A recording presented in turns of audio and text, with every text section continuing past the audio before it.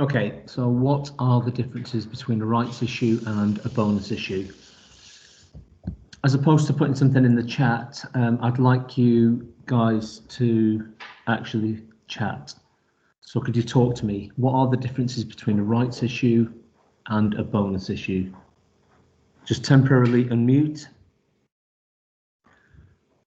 Let's try and get the interaction slightly different, vary the lesson a little bit, see how it goes. So what are the differences? Bonus issues don't have a premium. Brilliant. A bonus issue does not have a premium. It is issued at the nominal value. Very good. What else, guys? Somebody else, please. Thank you, Amy.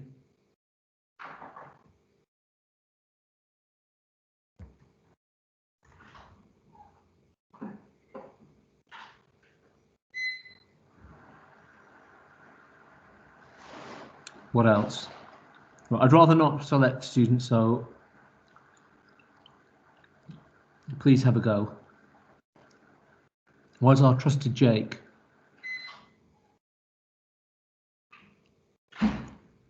Thank you, Cyril. Rights issues are discounted. Well, that's an interesting one. It is correct. Technically, it's correct. When you issue shares to your existing shareholders, you give them a discount on the market price. The price that you sell them for is still greater than the nominal value. Now, really, that doesn't come into play so much when we're discussing the differences between the two, but that is absolutely right, Cyril. Thank you. Anything else? Think about the treatment and how they affect the accounts. Yeah, I don't mind if you type in the chat in, really, but you know, I just thought you might want it slightly different. You might want to talk. There was a complaint, not from this group, but there was a complaint that they want more interaction. So what better way to interact than talk? Thank you, Patrick. Bonus issues are not necessary. Right, yeah, let's qualify that statement. Bonus issues do not raise any capital.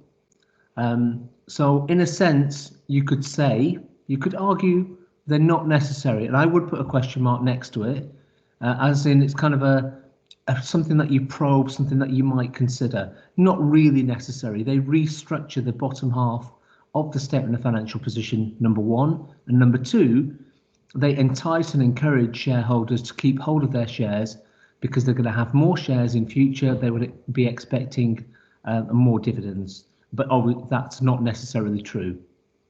Good, thank you, Patrick. One more difference, guys. Amy, rights affect the current assets.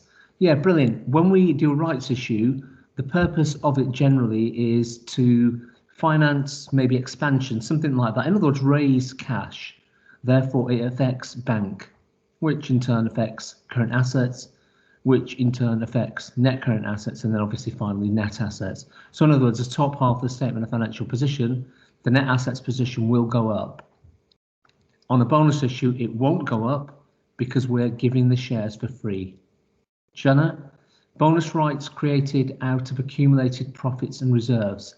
Brilliant way of putting it. Thank you, Jenna. Yeah, the bonus right or the bonus issue, since it's free, well, not since it's free, that doesn't really matter. But since the ordinary share capital increases by a certain amount, yet the net assets, the top half of the balance sheet, do not change, in order to restore the balance between the top half and the bottom half of the statement of financial position, we have to create them or finance them through the reserves. Now, we try not to hit the accumulated profits. We try and hit just the share premium and the revaluation reserve.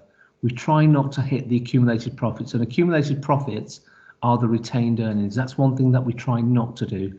So Jenna, thank you. That gives us some insight, but we avoid hitting the accumulated profits being retained earnings.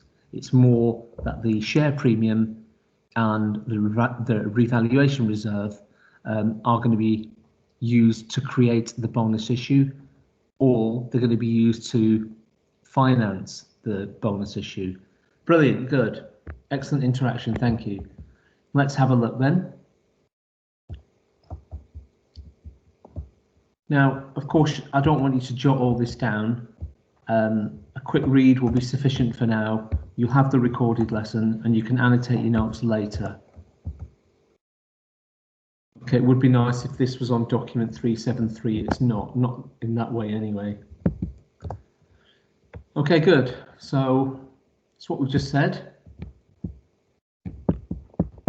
Just have a read through it, make sure it makes sense, please.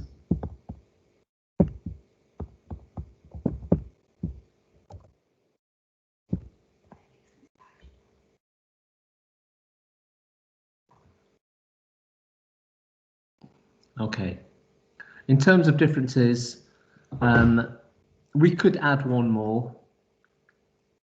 We could talk about the kind of expand on Jana's point, which is point 3. We could say it's a bonus issue, therefore restructures the equity section.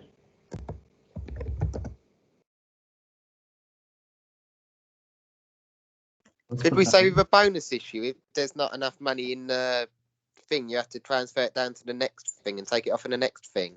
Yeah, we have, Jake. That'll be point number 3 then. Okay. Yeah, thank you. And it's the point that Jana raised as well. Okay, so let's have a read of number 3 then. Since a bonus issue results in the ordinary share capital increasing, yet bank does not increase, it necessitates a corresponding decrease in capital reserves. In other words, as Jake is saying, the next thing along, the share premium. And if there's not enough in the share premium, then we hit the revaluation reserve. Okay, so brilliant, yeah. And then just not necessarily a difference. I mean, I suppose we're creating a bit of a difference here. The final thing, which we'll just add in point number 3, because it links to it, a bonus issue, therefore, he structures the equity section. And when we say restructures, it's exactly as it's described there. We increase the ordinary share capital, we decrease the share premium, and perhaps we're also going to decrease the revaluation reserve. It makes it more top heavy. Okay, that's sometimes the way it's described. It makes it more top heavy, like an upside down triangle.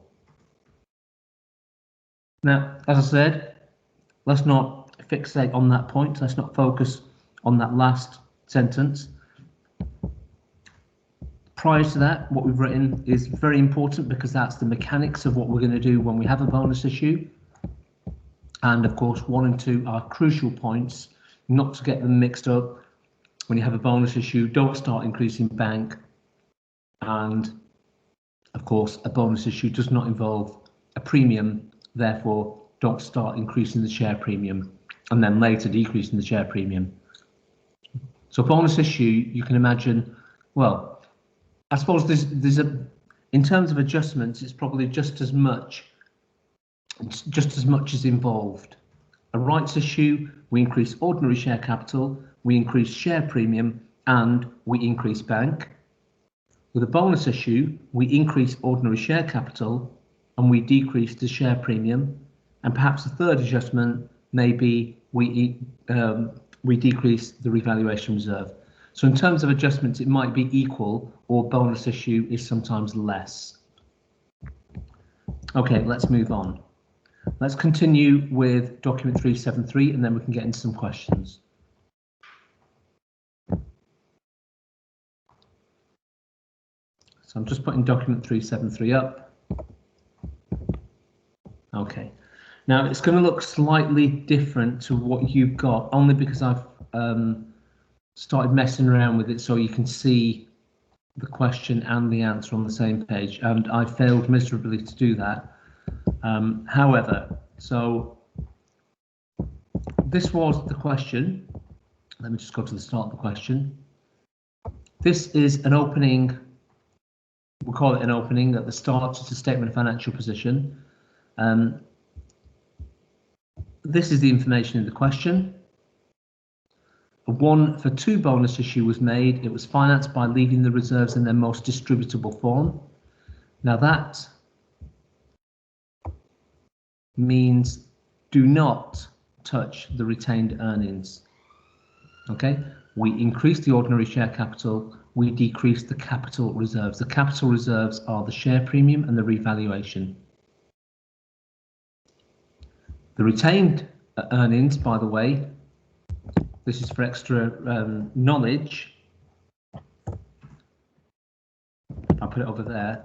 These are known as revenue reserves, whereas the share premium, let's jot this down please, are known as capital reserves. Now the examiners have used these terms in the past, so we need to be aware. Not very commonly, but they do sometimes use those terms, so we need to know those. And when it says leaving the reserves in their most flexible form, even that the wording is wrong. It should say the revenue reserves, because they're all reserves. They're all considered reserves. Share premium capital, revaluation capital, retained earnings, revenue. And if there was, and there isn't in this question, there could be a general reserve. Money set aside for some kind of expansion plan in future. We've got nothing there, but if there was, that would also be known as a revenue reserve. And when we finance the bonus issue, we're trying not to change the retained earnings or the general reserve, because they are kind of kept back for shareholders, especially the retained earnings, because you can pay dividends out of there. You can't pay dividends out of revaluation because it's a notional value. It doesn't really exist.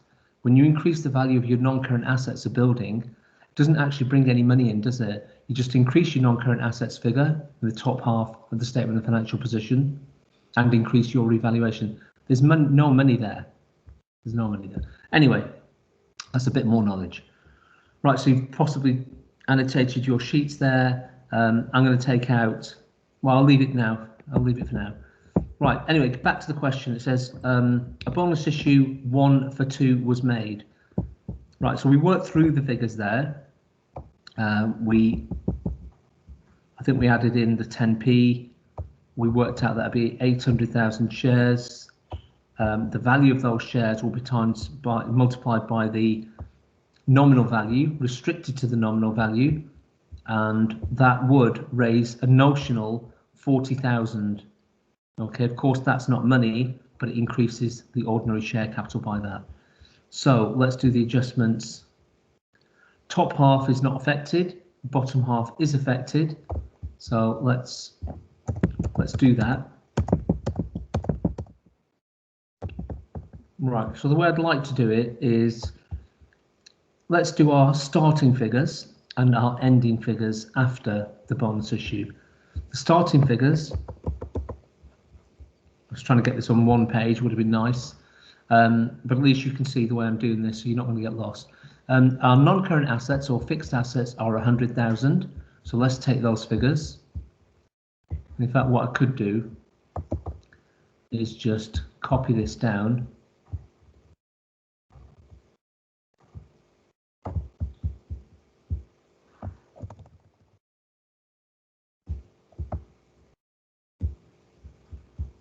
Okay, so we've got our opening, but doesn't really matter, and closing. Right, okay, I need some interaction again, please. I can't see the chat, so it might be useful just to talk to me. Non-current assets, are the fixed assets going to increase in value as a result of the bonus issue? Yes or no?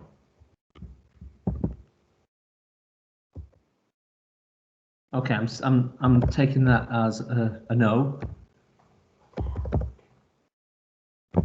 What about the net current assets? How much does bank go up by? Taking that as nothing.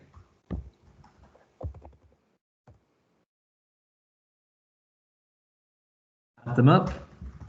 Then we move on to the bottom half. So on your sheet or wherever you're jotting this down, do it on the computer. Let's do the closing figures for the equity section, capital and reserves. How much is ordinary share capital going to increase by as a result of the bonus issue? This is where I do want you to jump in and tell me what's going on. I'll try and put the chat up. Right, so I've got the chat up. How much does the ordinary share capital go up? We worked through the figures yesterday. It was a 1-for-2 increase. It gave us 800,000 shares at 10 pence. So how much does the ordinary share capital go up by? Now, of course, if you 40,000, brilliant. Absolutely. Where's the proof? Well, we did some workings there, didn't we? We worked out that's the ratio, 1-for-2, times by the existing number of shares. How do we get the existing number of shares? 80,000 divided by 10p gives us 800,000. 40,000 is the figure that the ordinary share capital will go up by. So let's do our workings there as well. Plus 40,000.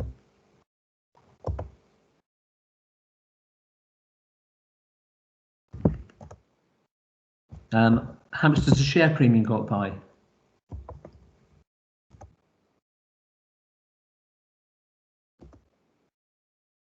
Please talk to me. You can do it in the chat if you want. How much does it go up by?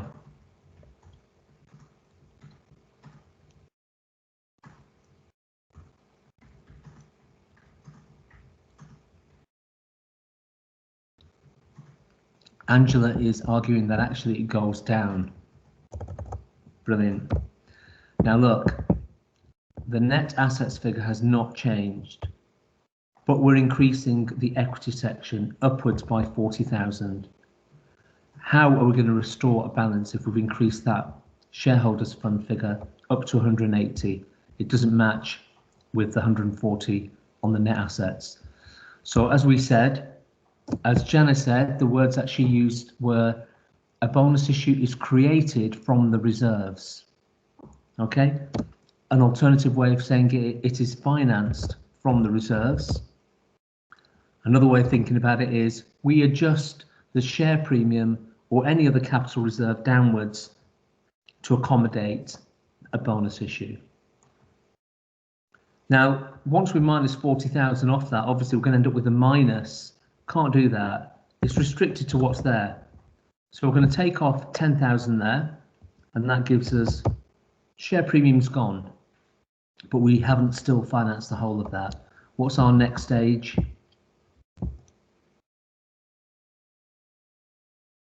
What do we do next? Brilliant. Thank you, Jake. Thank you, Patrick. Perfect. The remainder that we have not financed, we have to use the revaluation reserve. That gives us a nil revaluation at the end of the period, unless, and in fact in many questions they'll also have an increase in revaluation. So you'd have to take into account the increase and the decrease. Retained earnings in this question, it's a simplified question, nothing's happened. And that is the point of the question, to show you that that balance is the same as what it was at the start. Nothing's changed effectively in terms of bank, the top half of the statement of financial position, and all we've done there is restructured. You can see it's become top heavy, an upside down triangle if we had figures in there. But is that nil? That's a little mistake, isn't it? I was waiting for somebody to say, but as Jake said, sometimes my mistakes are a bit too obvious. Okay, there you go. We've increased the ordinary share capital, decreased share premium and the revaluation to finance or to create that bonus issue. Good. Let's move on. Let's move on. Right, now we need to, I forgot about that. We need to do the SOCI as well. Okay, now the SOCI is dead easy. In fact, the way I've done it there, because I've shown the workings, ordinarily you might not do that. There's no harm in doing it, though. We have all the figures there. So as quick as you can you transfer the figures into the statement of changes in equity? Sometimes known as statement of equity, but really it is a statement of changes. Try and use the right word. Statement of changes in equity.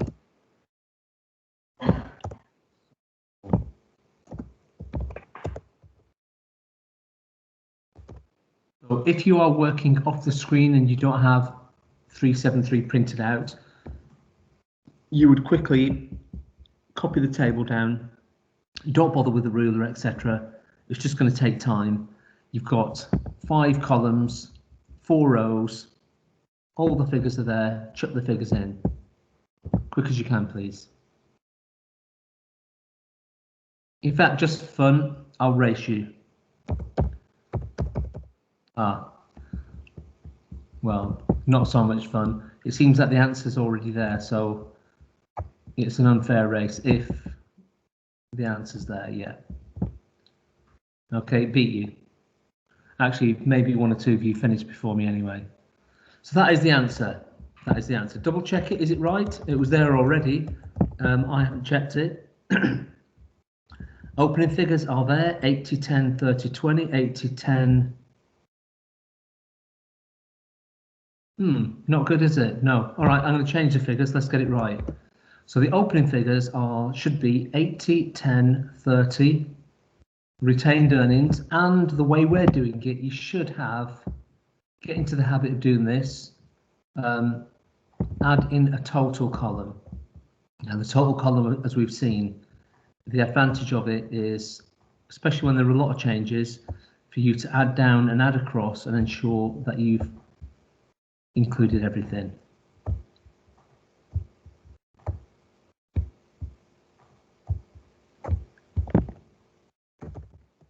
One or two of you have finished now. Let's double check these figures. So my total is 140. Should be yours. The changes that are taking place: increase by 40, decrease by 10, decrease by 30. Overall impact cancels itself out. So that will always be the case. With a bonus issue, you'll have some adjustments going on, but in your final total, it should be nil. And that's the whole point of it. That restores the top half to a balance. Bottom half, we have 120. We haven't touched the retained earnings. We're not meant to. If you had to, then you'd have to. Okay, but then a business wouldn't, announce such a large bonus issue if that was the case. Okay, good. Done. Any questions on that? Any questions? Thank you. Brilliant. Thanks, Jake. Spot on. Your presentation's improved. You've nearly got the figures in the boxes. Good stuff. Thanks, Patrick, for pointing that out. Yep, we've managed to find that, but yeah, there were some issues. I don't think I put that in as a deliberate mistake. I think it was just there. I think it's the sheet off Moodle. Amy, would you ever get a question that affects the retained? You could do. But in what we've had in past papers is very often they say a bonus issue, leaving the equity section in its most distributable form or flexible form. Now, when they use those terms, really what they're saying is don't touch retained. But of course, if the figures necessitate it, then you would have to. So it could come up, yeah, it's just a matter of numbers. But who knows, you could have a written question and they could say, well, why would you not finance a bonus issue through the retained earnings? And then you would say, well, if you don't, it allows the retained earnings to be kept behind for dividend distribution to shareholders. And also it would be a contradiction to say to shareholders, we're giving you free shares because in future we're going to give you more dividends, but then you're reducing your retained earnings, which of course would reduce your ability to give out more dividends. So yeah, that extra level of understanding could be good, but for most questions we wouldn't expect it. But they have to differentiate between the grade A star, A, B, etc. So sometimes they have a very hard question in, and it's for those students that have been a bit more inquisitive, done a bit more extra work, done the extra 5 hours on Moodle, etc. Okay, that's done. Right, we are now going back to document 375, which had 3 rights issue questions and 3 bonus issue questions. We've done the rights issues questions. We need to get on with the bonus issues. Right, so that was the last question that we did. That was on a rights issue. Okay, alpha was a rights issue. Now beta is a bonus issue. So let's have a think about how to do this. Now some of you will find this pretty straightforward, but of course since it's the first one, can we be careful? Let's try to avoid the mistakes.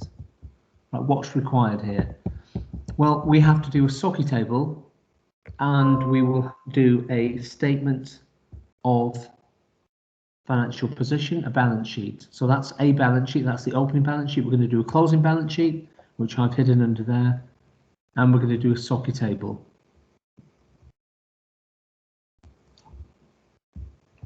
Well, I'm thinking perhaps you can do this yourselves. It's not unreasonable. So we can't see it. Ah, thank you. Well, then you definitely can't do it. Then it's really unreasonable. Thank you, Jake.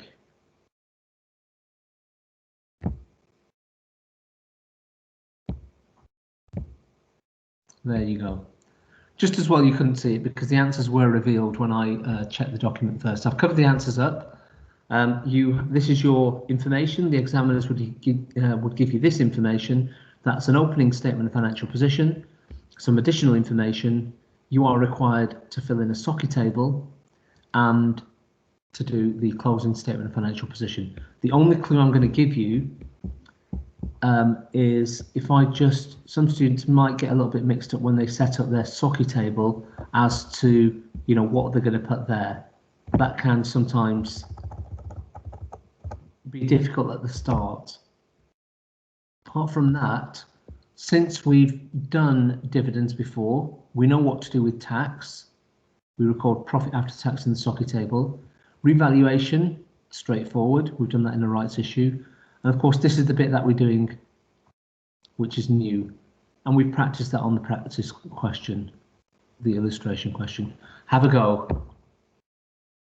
Start with the SOCI, please. We'll do 5 minutes on the SOCI, 3 minutes on the statement of financial position. And to make the statement of financial position easier, if you've got a printed copy of this, then don't do the whole thing again. Just head that up, opening balances, or opening or start, and then just put a column next to it and call that end or closing. Okay, 5 minutes and we'll check the SOCI table. If you finish within 5 minutes, do the statement of financial position.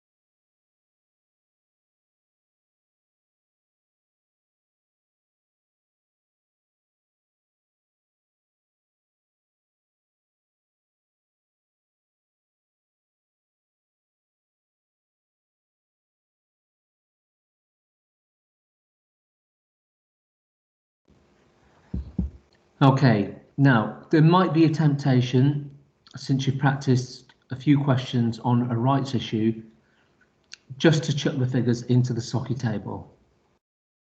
Now that would be a mistake. Always show your workings. If you pick up the wrong figure, but you've used the correct method, you'll get some marks. So still go through this process of, first of all, working out the existing number of shares. Then, in this case, working out the bonus issue by multiplying the existing shares by the ratio provided, 1 for 6. And then continuing. Now, number 3, of course, you don't need to do. Capital raised is nothing. You don't need to write that down. It might be good for your reference this time. It will remind you next time. Your next point of call is, how much does ordinary share capital go up by? Well, we've raised 200,000 shares. We're issuing them at the nominal value, which is 50p. Okay, you can see that there, 50p. Now, what the examiners might do in a question is try and trick you and say the market price is £2.50.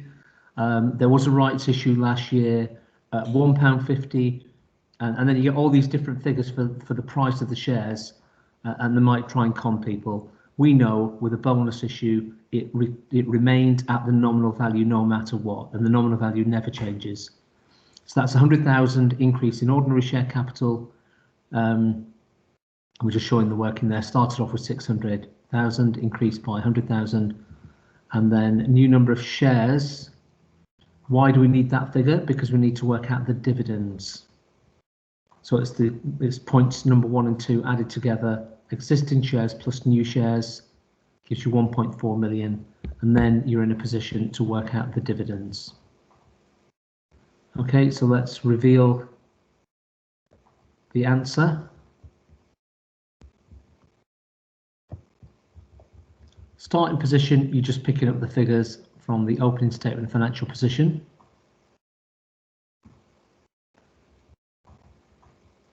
Do the bonus issue.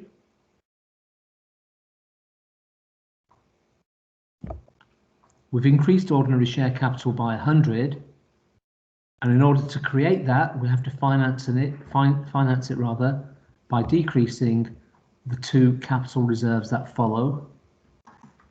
Fortunately, it doesn't impinge on retained earnings, but if it had to, you would have to decrease that as well.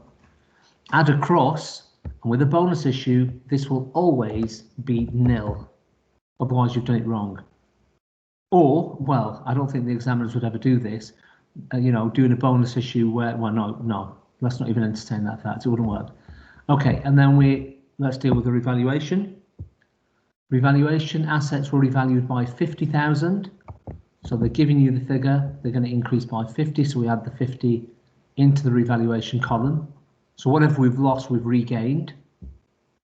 And I guess that was the purpose of revaluing it back upwards, to show a true and fair value of the buildings, knowing that they'd lost 50,000. That's the theory behind that. Profit after tax, remember? So you're given net profit, we don't record the net profit in there. So we may as well always put profit after tax there. Some of the answers that you see might say profit from operations, whatever. We know it's not, it's profit after tax. Let's be very specific. So it's 200,000 minus a 10, of course. Dividends, right, hold on, why have I done it like this? What does it say about dividends? It says 5p per share after the bonus issue.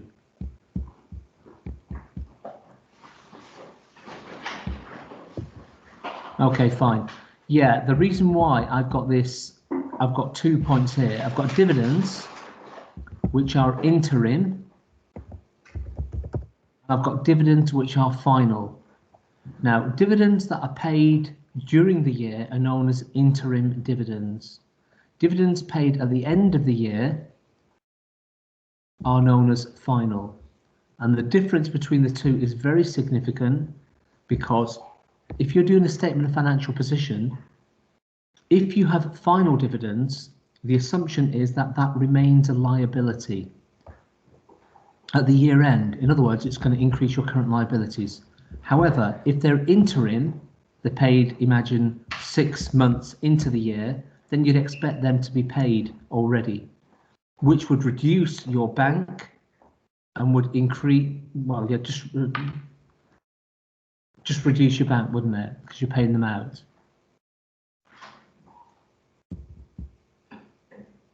Okay, so let's just be aware of that when we do the answer for the statement of financial position. So you've got your workings, you've got your SOCI table. Any issues with the SOCI table? Can you put something in the chat, please?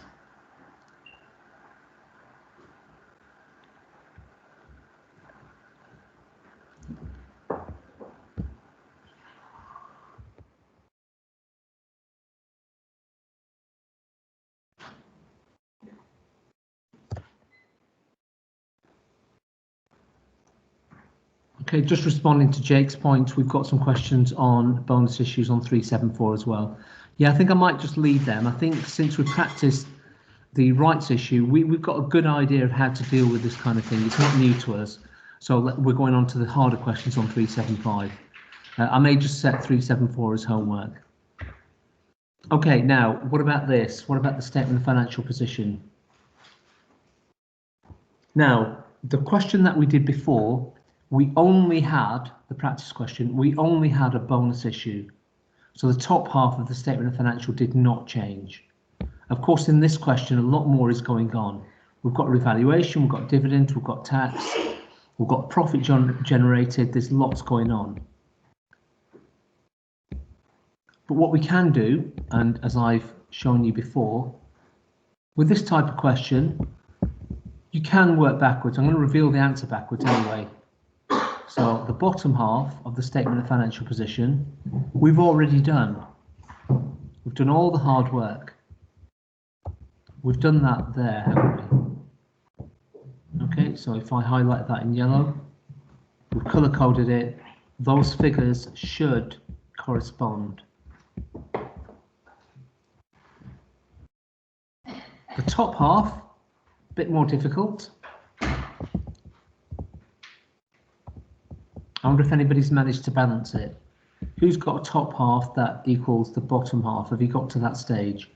I suggested that if you've got the sheet, you just do start position, end position, so you don't have to copy those words out. Has anybody managed to? Let's see the chat. Okay, a couple of people have done it. Jake might send us the answer. Treat us to his super presentation skills.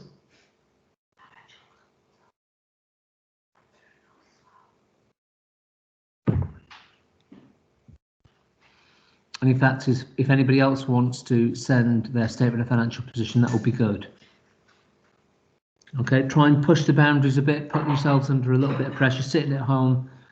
Sometimes it's a bit too relaxed, and that's why for some students, a lot of learning doesn't go on. You need that element of pressure. Okay, but rather than me applying that pressure, it's better that it comes from you. So you push yourselves to send an answer, to try and finish it relatively quickly. So who's going to send me an answer? Jake, you're teasing. You said send the answer, I have done it. Oh, send the answer to you. No, no, no, you send your answer to me. Anybody else? Jake's already done that. Ah. Oh, for 374. Okay, at some point I will. But I'll probably get everybody involved in 374. I might set it as a homework. But after doing these questions that we're doing on 375, 374 might appear to be too easy. Okay, who's going to send me a statement of financial position for this question?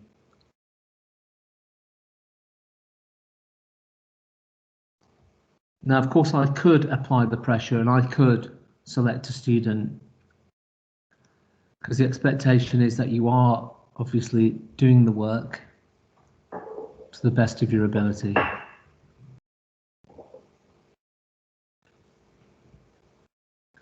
So I'm going to hold out for another minute for an answer. Be brave, be bold, you'll be rewarded.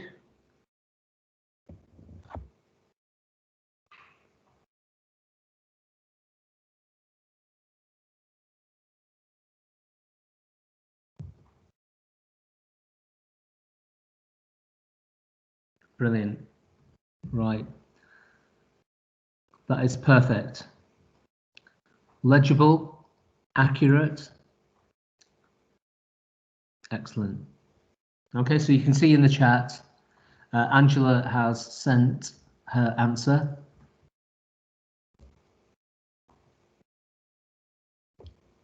So let's reveal the answer here. The non-current assets have gone up.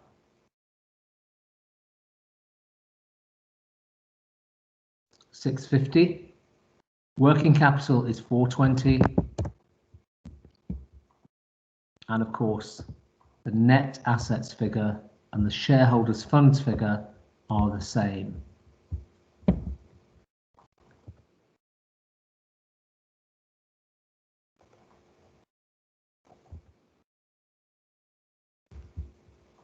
Now, you don't have to put shareholders' funds and net assets, but I think just in case the examiners use the term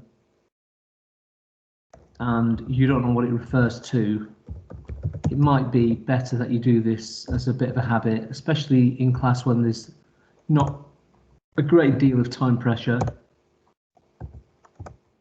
Give them names. Now, the working for the working capital is at the bottom of the screen there.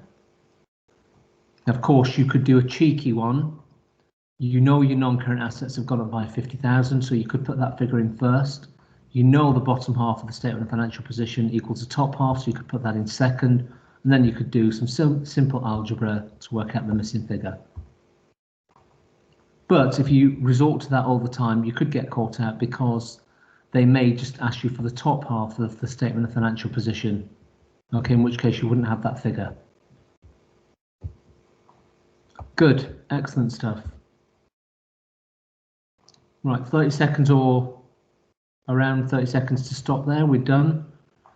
If you're not done, then you can go off the recording. Now, we're having some issues with recorded lessons. As Jake suggested a while ago, a few weeks ago, perhaps if I set up some kind of YouTube channel, I've attempted to do that, and I'm selecting the best lessons and putting them on there. Now, it takes a little bit of time. I'm not tech savvy, so it makes it even more difficult. But that's what I will try to do. You know, when the links don't work or the stream email doesn't work, then obviously we're going to have to resort to YouTube. So I just have to take it off private so everybody can access it. And just a little word on Teams lessons that have been recorded. Maybe this is affecting other lessons as well. I've done a little bit of research, and from that little bit of research, some articles are saying if you're doing it on your phone or your iPad and you've got things like Snapchat or that type of stuff, it can affect it. Okay, so watching back videos can be affected by what you've already got loaded, what software, what apps you've got loaded. In any case, I'll try to do select lessons on YouTube and direct you to them. Okay, good stuff. Let's move on. Next question. Beta done. No questions. Brilliant. Right, gamma was a rights issue. Right, delta is a bonus issue.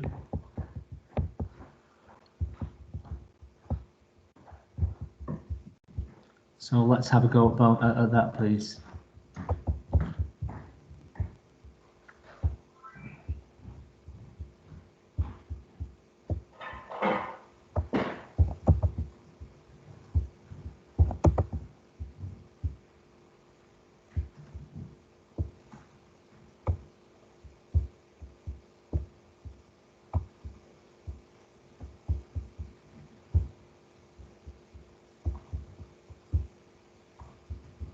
All right, let's just zoom in on the question. Right, guys, I'm going to give you 10 minutes to complete that whole question, please. Okay, so you're doing a socket table and you're doing the closing figures on the statement of financial position. You don't need to rewrite the whole thing. As Angela demonstrated, just add another column to the start position and call it the end position or the closing position.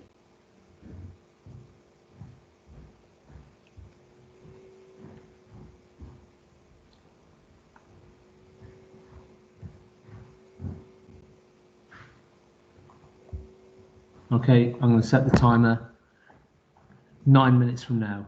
Alexa, set timer for 9 minutes. 9 minutes.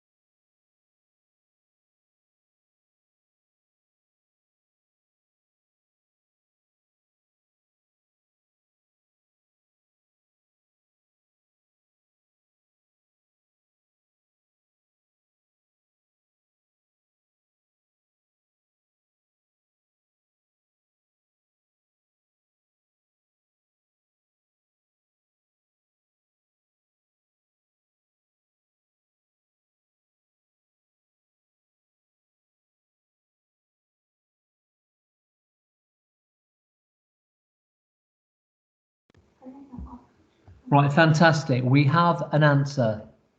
Now, given my eyesight and the screen, I can't see it really, but let me just zoom in on it. Let me just try and download it, whatever you do on this. Okay, yeah, I can just about see it. Let me see.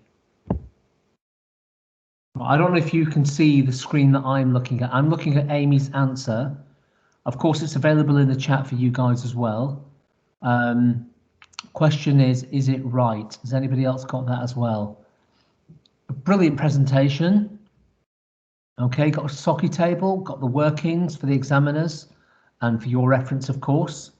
And then we have the opening and closing statement of financial position figures set out. They do balance. The question is the answer right? It's looking very good. Do we have anybody else's answer to confirm whether or not that is right?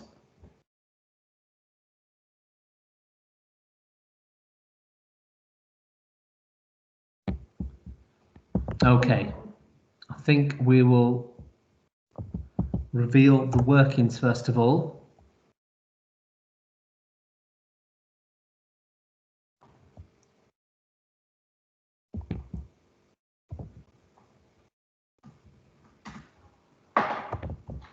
Okay, let me try and keep everything on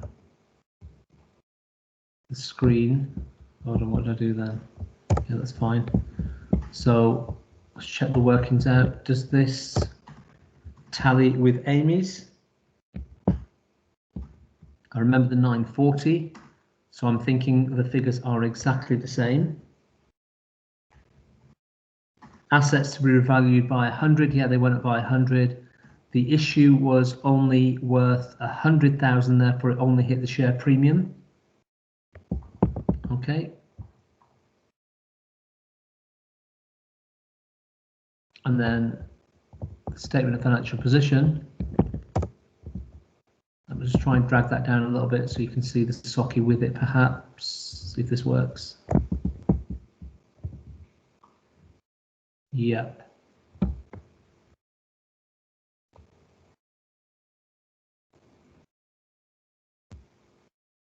Okay, yeah, that's looking right. Amy, does that tally with your answer then? I've not got it on the screen now. And also, did anybody else get that? Good, yeah, it's the same. Okay. Now, did anybody else manage to get that far so quick? That's excellent going.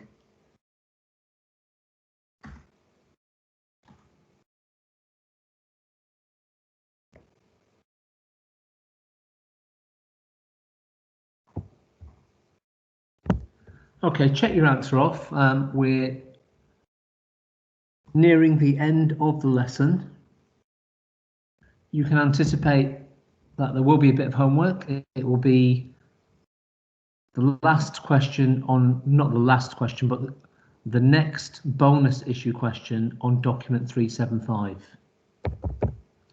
Okay, and that will mean that we've completed 375. Watch out for the email, because the email will, apart from including the video link, it will also include details of an assessment next week on this topic. So it could be a bonus issue and a rights issue, or it could just be one. I won't give that away because you need to revise both of them. Okay, so update your answers, or make sure you've got your answers done, completed.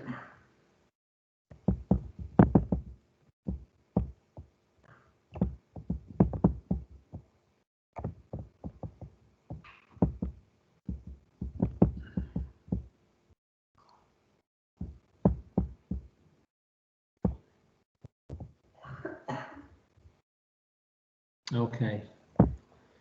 Right, chat's open. Are there any questions? We've got a couple of minutes left. Are there any questions on that? Any clarifications? Jake, and you get both in one exam question. In a real exam, you wouldn't get both. In a real exam, you would not get both. What you would get though is 2 separate questions, one on a rights issue and one on a bonus issue. So you might end up getting 2 separate questions in the assessment next week. But ordinarily, no, you wouldn't get a bonus issue and a rights issue in the same question.